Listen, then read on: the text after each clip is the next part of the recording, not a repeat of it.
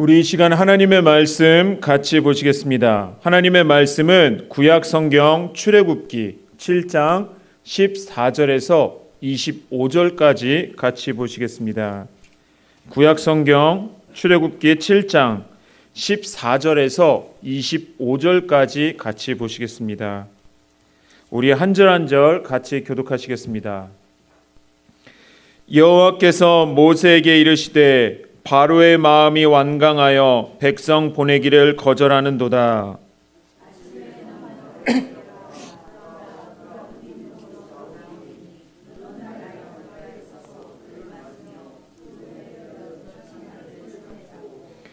그에게 이르기를 히브리 사람의 하나님 여호와께서 나를 왕에게 보내어 이르시되 내 백성을 보내라. 그러면 그들이 광야에서 나를 섬길 것이니라 하였으나 이제까지 내가 듣지 아니하도다.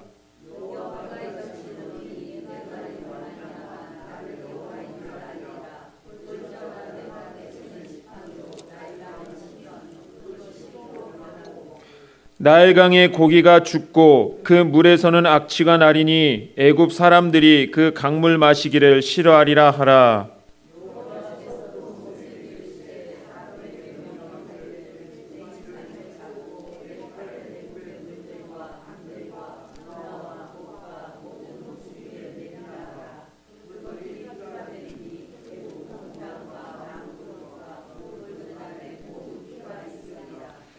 모세와 아론이 여호와께서 명령하신 대로 행하여 바로와 그의 신하의 목전에서 지팡이를 들어 나일강을 치니 그 물이 다 피로 변하고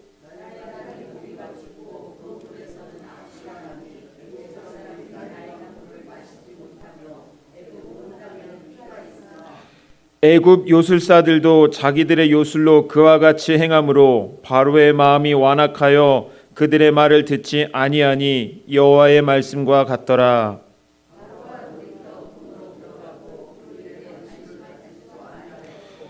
애굽 사람들은 나일강 물을 마실 수 없으므로 나일 강가를 두루 파서 마실 물을 구하였더라. 여호와께서 나일강을 치신 후 이레가 지나니라. 아멘. 저는 설교 준비를 할 때에 가장 자신 없는 부분이 뭐냐면요, 설교의 제목을 정하는 일입니다. 그래서 저는 이 설교를 준비하고 그 제목을 타이틀을 달 때에 편하게 성경 본문 속에서 한 문장을 따와서 제목을 정합니다. 그래서 저는 오늘 이 제목을 본문 안에 22절 안에 있는 마지막 문장인 여호와의 말씀과 같더라라는 설교의 제목을 정했습니다.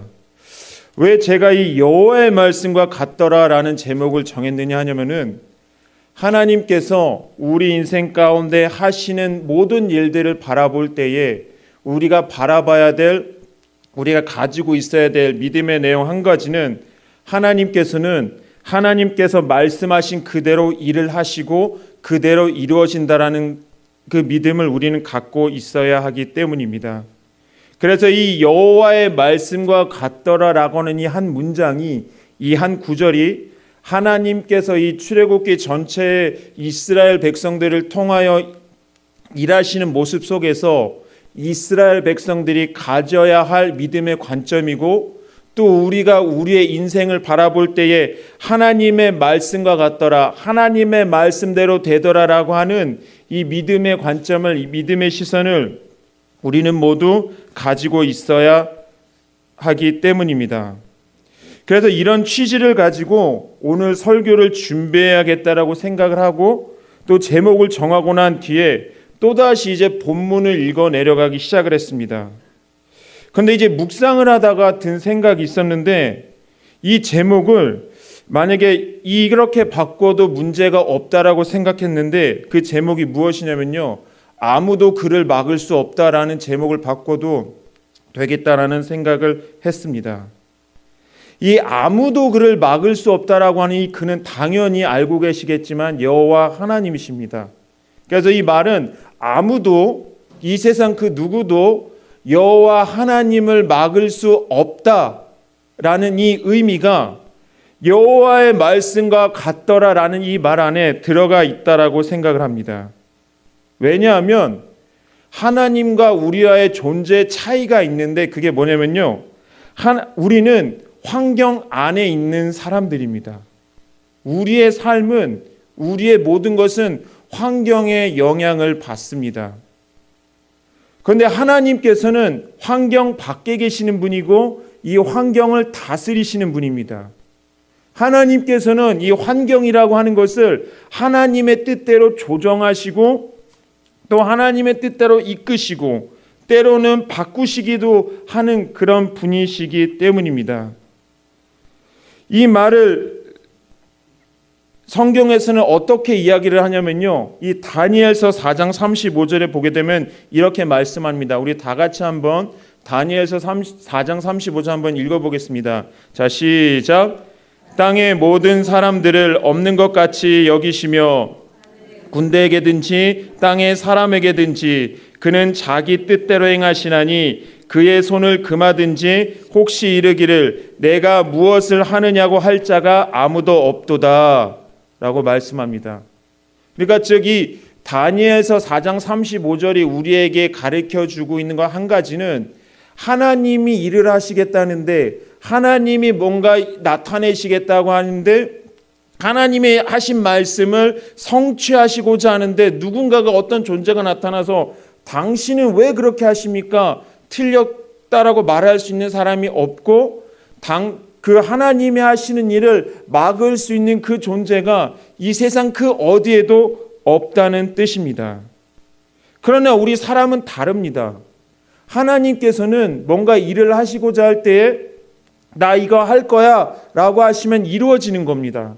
그런데 사람은 이 환경에 매여서 환경 안에 살아가는 사람은 또 우리 인간은 이거 뭔가를 할 수 있대요. 이것을 우리가 할 수 있느냐 없느냐, 내가 이게 능력이 되느냐 안 되느냐, 주위 환경 조건이 나를 도와주느냐 안 도와주느냐를 보고 할 만하면 하고 내 능력이 안 되면 안 합니다.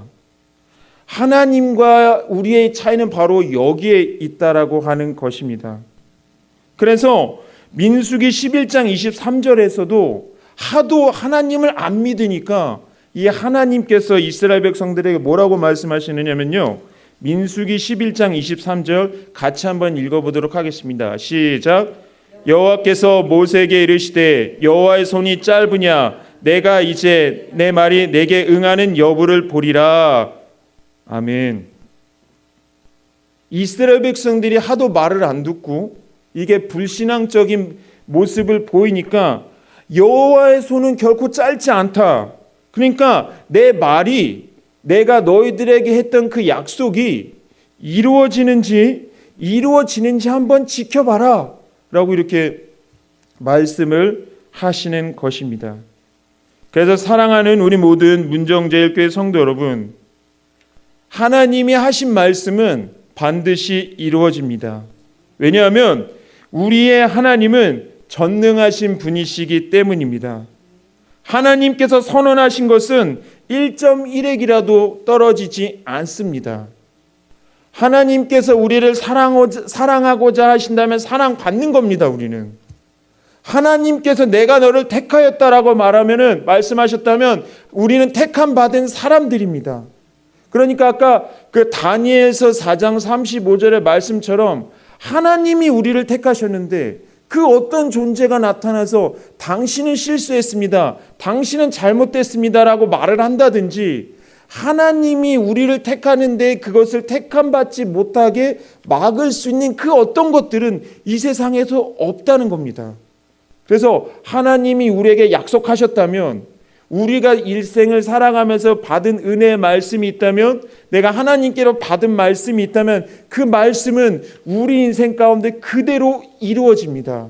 왜냐하면요, 하나님이 약속하셨고 하나님께서 일을 하시기 때문입니다.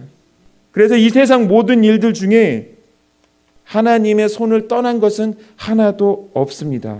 그래서 전능하신 하나님 한 분만을 바라보시면서 믿음으로 하나님께서 우리에게 허락하여 주시는 그 인생을 살아내시는 우리 성도님들 되시기를 주님의 이름으로 축원드립니다.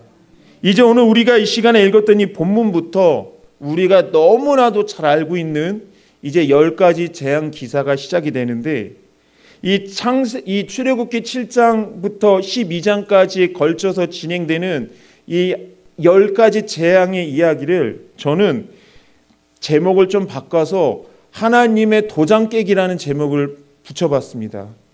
이 도장 깨기라는 말이 무슨 말인가 하냐면요, 혹시 그 무협지라든지 이 무술 영화를 많이 보신 성도님들께서는 아시겠지만, 이 보통 이 무협지의 어떤 한 주인공이 처음에는 되게 싸움도 못하고 무술 하나도 몰랐던 이 주인공이 갑자기 우연찮게 진짜 최고수의 무공 비급을 구한다든지, 아니면 진짜 우연찮게 어떤 그 훌륭한 사부를 만나서 몇 년 동안 막 이게 수련을 하지 않습니까?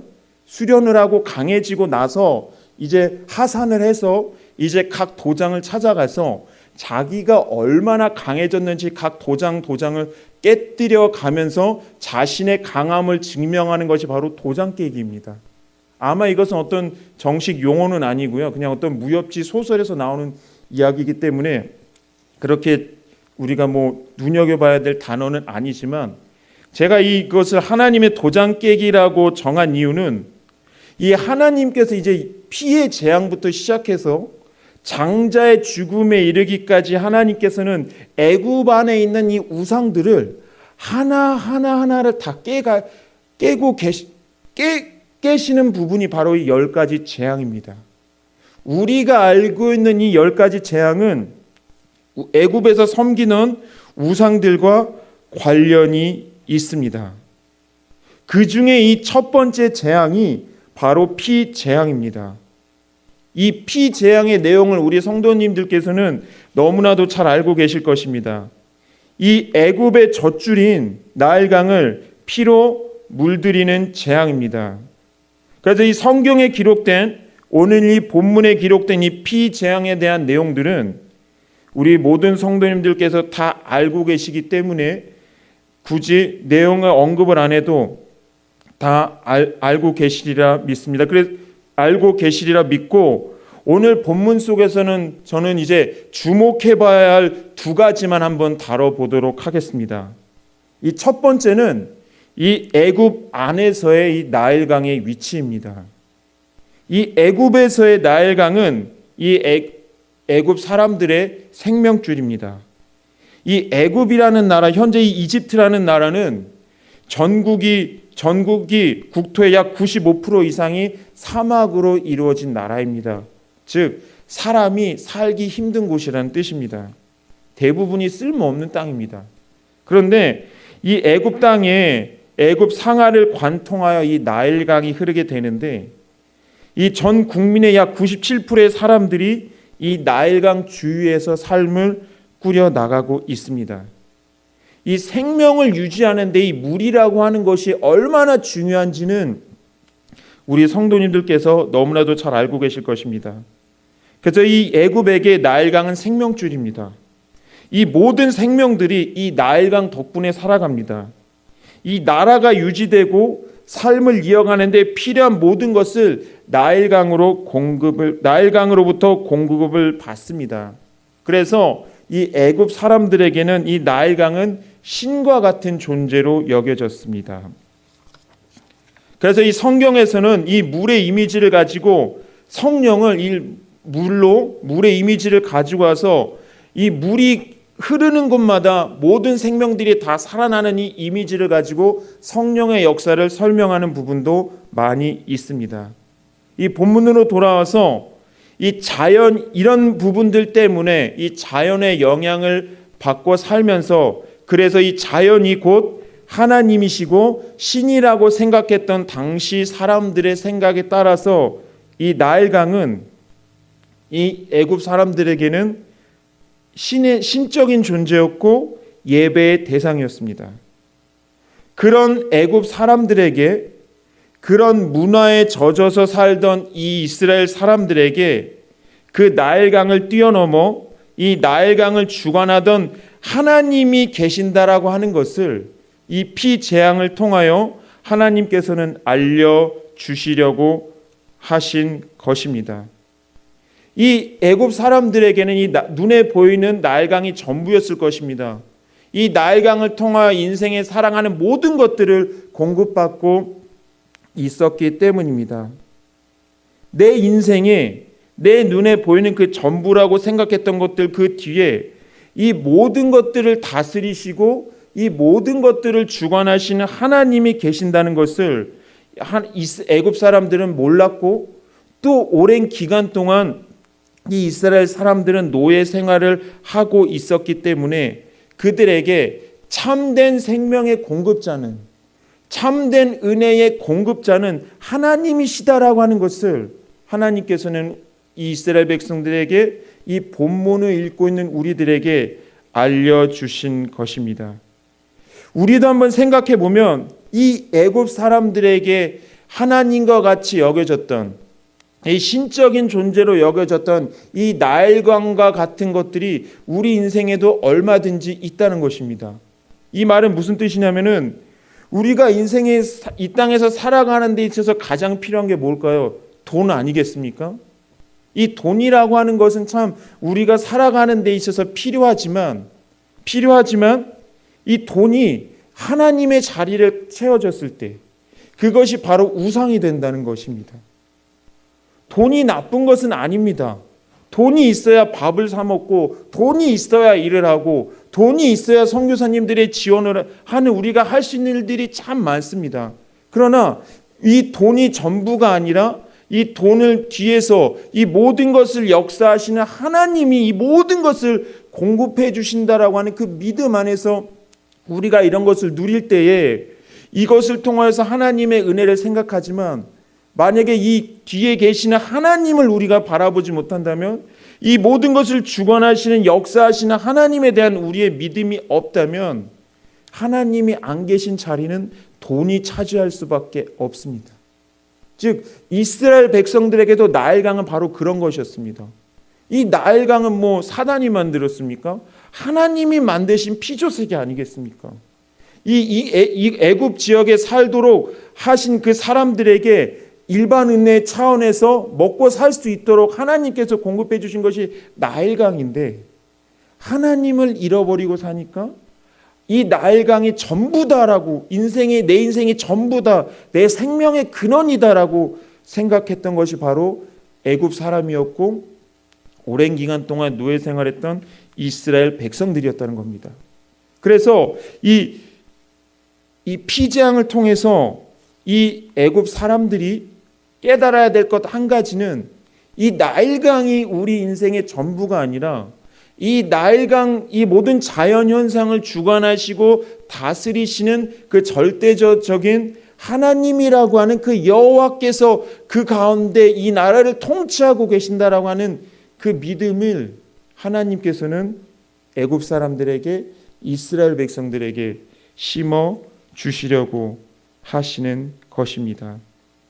그래서 사랑하는 우리 모든 문정제일교회 성도 여러분, 우리가 눈에 보이는 이 모든 것들이 다 필요 없다는 얘기는 아닙니다.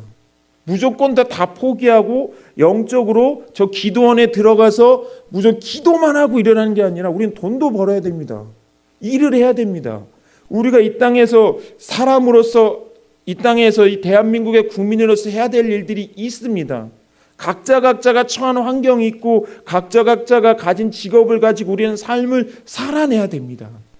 그러나 그 모든 것들이, 우리가 가지고자 하는 그 모든 것들이 전부가 아니라 그것들을 통하여 은혜와 생명과 능력을 우리에게 공급해 주시는 분이 계신다라고 하는 사실을 믿으시는 은혜가 있으시기를 주님의 이름으로 축원을 드립니다. 그리고 우리가 이 본문에서 살펴봐야 될 두 번째는, 이 모든 상황이 여호와의 말씀대로 되어가고 있다는 것입니다. 이 말이 무슨 말인가 하면 22절에 애굽 요술사들도 자기의 요술로 그와 같이 행함으로 바로의 마음이 완악하여 그들의 말을 듣지 아니하니 여호와의 말씀과 같더라라고 말씀을 합니다. 처음에 이 하나님께서 이 모세를 부르시고 나서 기적도 체험했고 이적도 체험했었죠. 또 이제 애굽으로 돌아왔는데 이 이스라엘 백성들도 모세를 통하여 주시는 이적도 체험했었고 기적도 체험했었죠. 그래서 이제 이스라엘 백성들은 이제 됐다, 이제 바로 나가겠구나라고 생각을 했죠. 그런데 처음에 이 바로가 말을 듣지 않으니까, 또 그래서 이스라엘 백성들의 상황이 더욱더 어려워지고 힘들어지니까 이 이스라엘 백성들이 마음이 상해서 하나님의 말씀을 듣지 않았더라라고 기록이 되어 있습니다. 그런데 다시 한번 하나님께서 나타나셔서 모세와 아론을 바로에게 보내시고 이 지팡이를 뱀이 되게 하는 이적을 또 보여주셨습니다. 이적이 나타났으니까 이제 우리 곧 나가겠네. 근데 이게 웬 겁니까? 이 하나님이 하시는 그 기적을 애굽의 요술사들도 하는 겁니다. 그러니까 이 바로의 마음이 완전히 강팍하게 닫혀가지고 듣지를 않는 겁니다. 그런데 오늘 또 여기 피재앙이 보게 되면, 자세히 읽어보게 되면 이 22절에 뱀의 이적을 애굽의 요술사들이 한 것처럼 이 애굽의 요술사들이 또 이 피의 이적까지도 하더라는 겁니다. 이게 뭐야라고 생각했겠죠.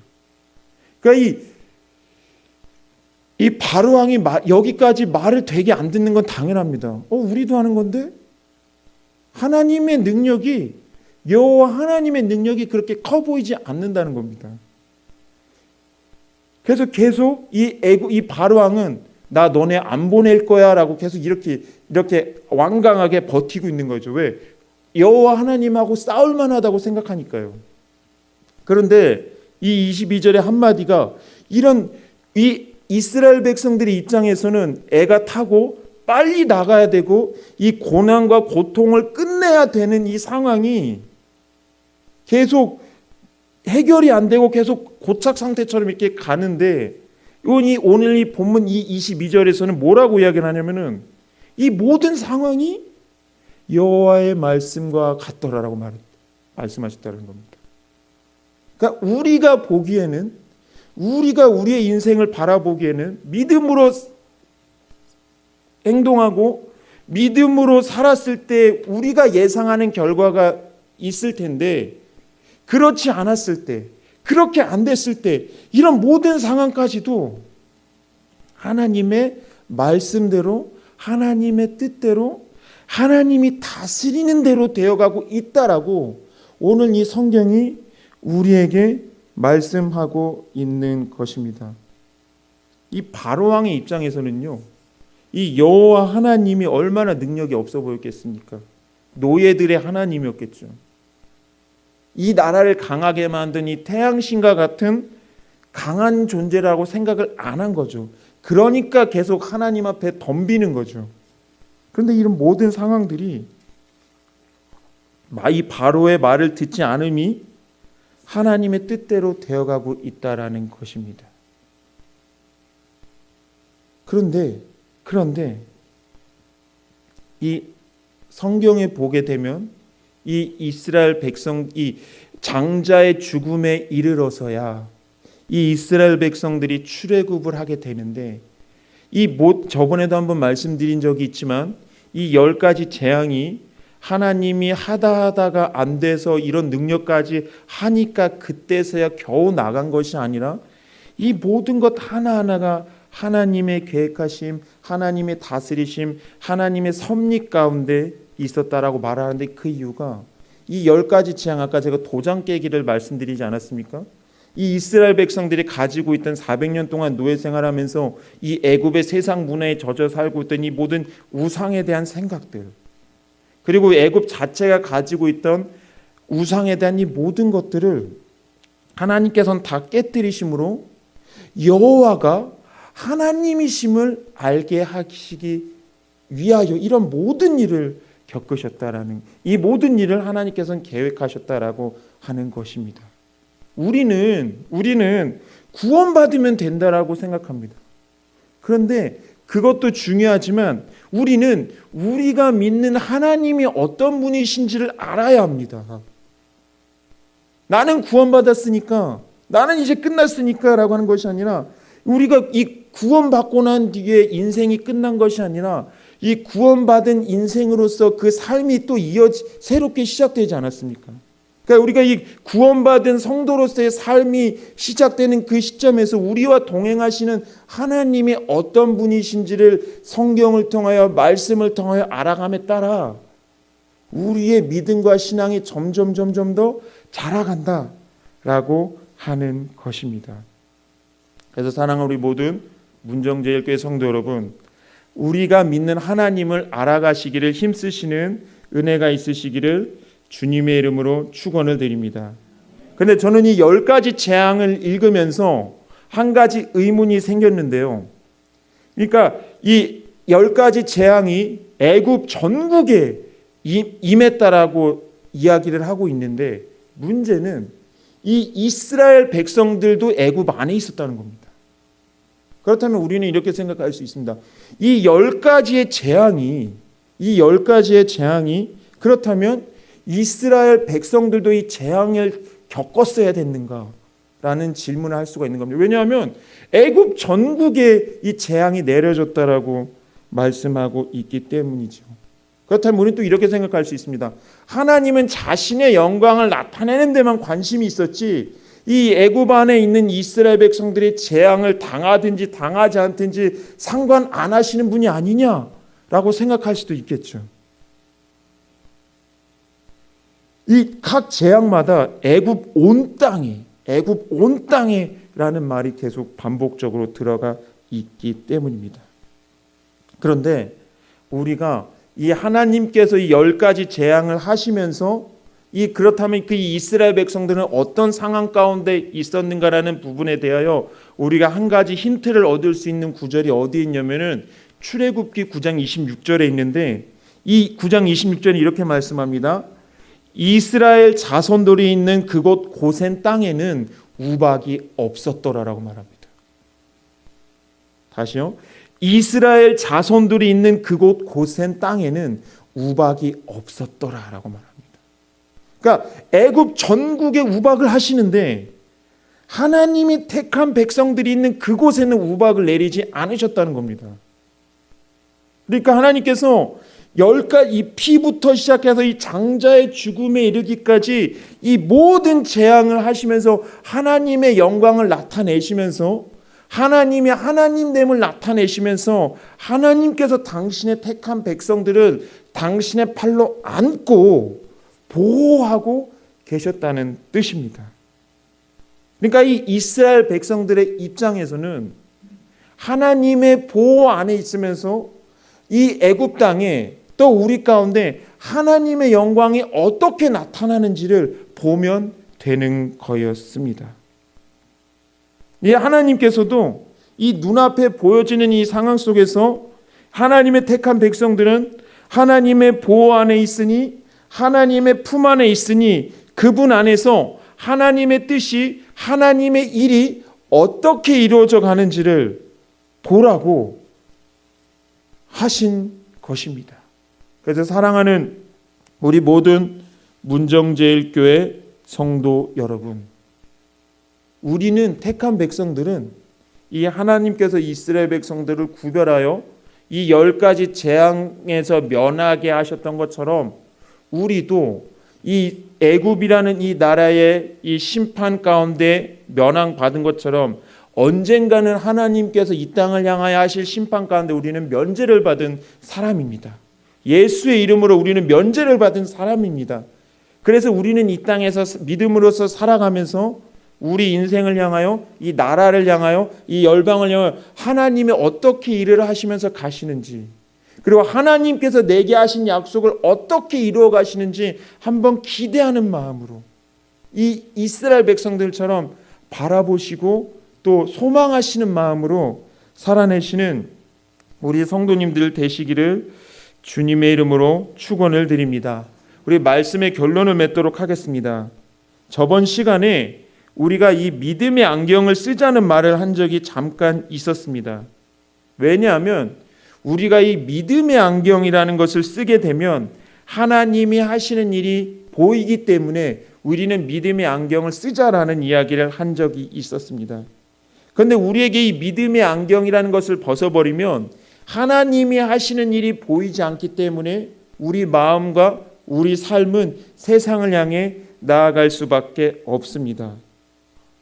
하나님이 일을 안 하시는데, 하나님은 가만히 계시는데, 하나님은 이 세상 일에 대해 우리에 대해 귀찮게 여기시는데, 우리가 열심히 간구하니까 진짜 해가지고 일하셔서 내가 너네 살려줄게, 구원해줄게 하신 것이 아니고요.